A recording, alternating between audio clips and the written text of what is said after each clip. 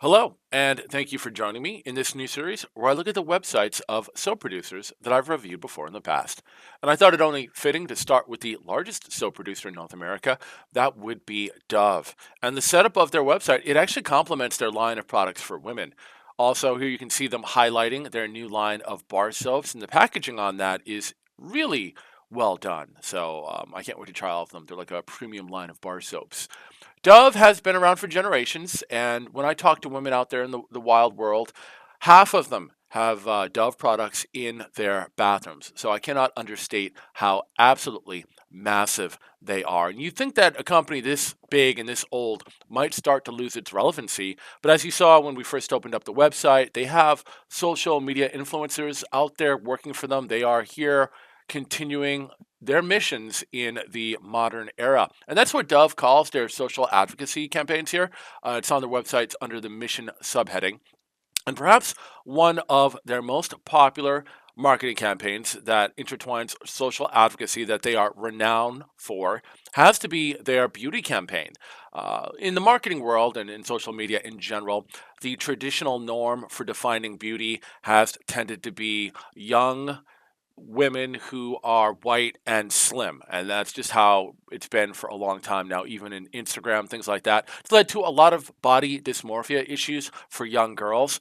And Dove sort of looked at this and they're like, we have a lot of female consumers, and they don't all just fit into one stereotypical category. We want to highlight the beauty of all of our women. And so Dove has, well, if you go onto their website here, you can see some of their consumers talking about their body positivity journeys.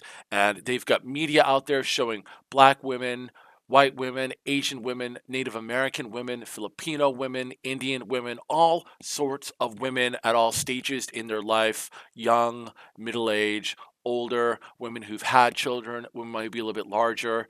It's incredible. And that campaign has been met with nothing but love from their consumers. And it's almost shocking to think that really nobody else had conceived of something like that, especially with all the businesses that sell to women.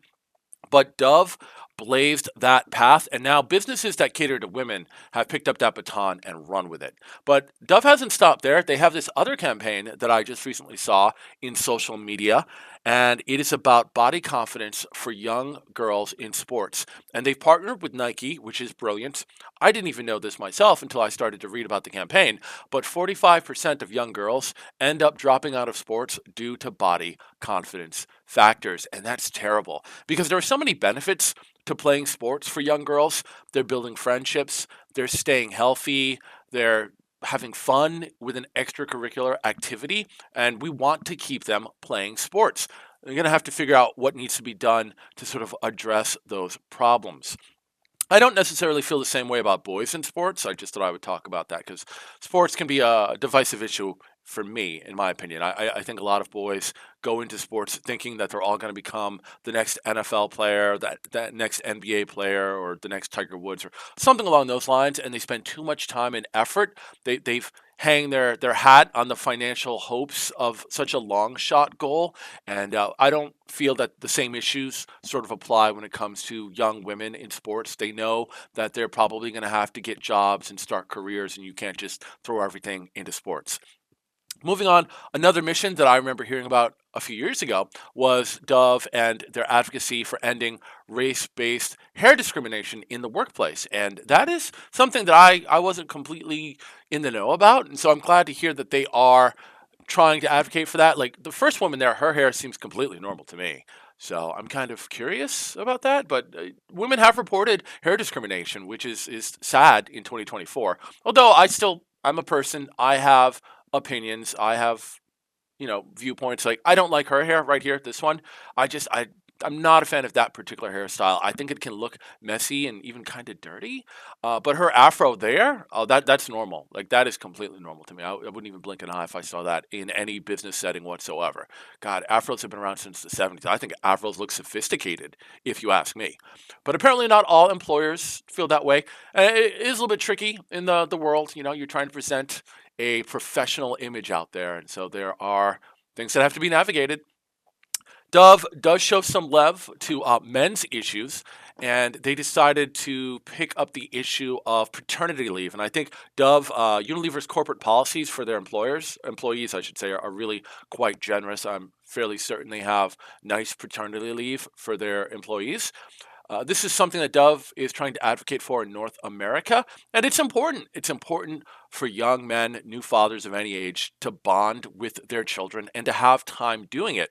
Also, if you have women who have maternity leave and then they return back to work, then the man can take paternity leave and spend time with the kid, and they can kind of balance that workload, which is something that you hear about often in countries that do have paternity and its a requirement. But I have no hope of that ever happening in the United States for maybe decades and decades and decades. But it's nice to have something to shoot for. So that's what Dove is moving towards. And here is one of the other subsections of their website that I think would be important to a lot of consumers, where they talk about their ingredients. And one of the things that I love about Dove is that they really try to maintain a high level of quality for the ingredients that they put into their products. That's something that makes me feel safe to shower with their soaps and body washes. They even address the whole aluminum in deodorants controversy, which has really died off, but for a while there was a lot of fear. And Dove states that they go off of scientific research when it comes to human safety. And still, for those people who aren't comfortable, they do make a line of deodorants that don't have aluminum in it. All right. Well, Dove did a great job making this website, and it was fun. So check it out on your own sometime and let me know what you thought of it.